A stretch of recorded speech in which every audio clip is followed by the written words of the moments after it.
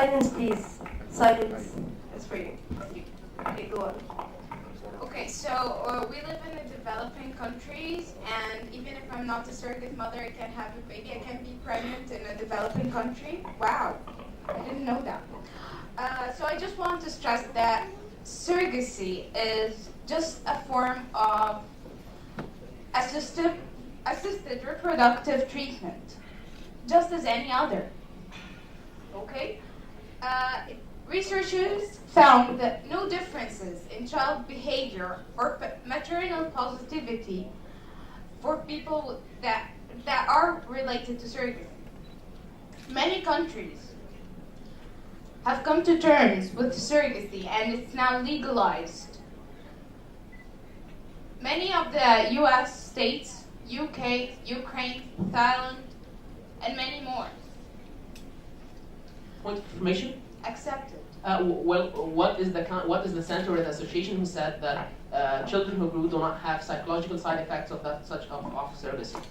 Can you state your sources? Yeah. The research was made on children of 7 years of age. I can't state the reference now, but I know. Okay, you can give me the resources at the end of the debate, and I will prove them to be. Okay, I can do that. Okay, let's look at countries that illegalized or where surrogacy is illegalized in them. What happened there? What happened is that a mother can give her child up for private adoption with no interference from the government.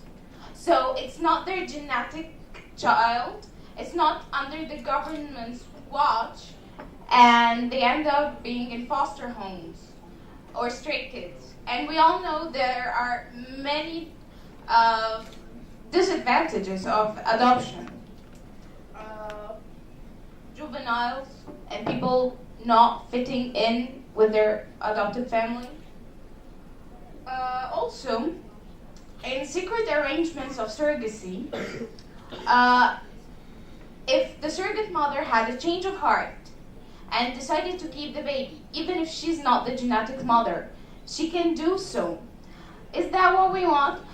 I'm not saying that if you illegalize surrogacy, you're not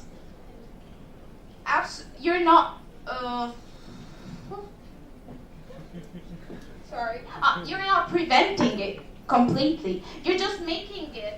You're making ways to maneuvers that will result in a massive loss of everyone's rights, everyone included, the surrogates and the parents.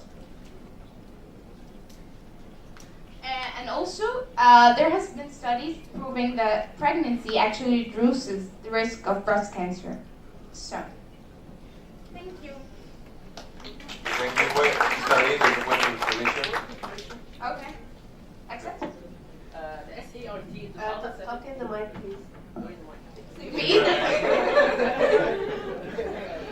The SART in 2007 stated that 90% of the surrogacy cases being done were not according to the laws 100%, due to the difficulty to find women that fit the ideal conditions for such process. And now we're talking about developed countries who have rigidity in dealing with laws. How will you do this? How will you legalize such surrogacy in developing countries? And how do you want to legalize it in countries that do not have the ability to empower such laws and put them into action? Thank you. That brings us to my point. In illegalizing it, it has not been prevented. It's still happening. Point of information? You accept it? I do.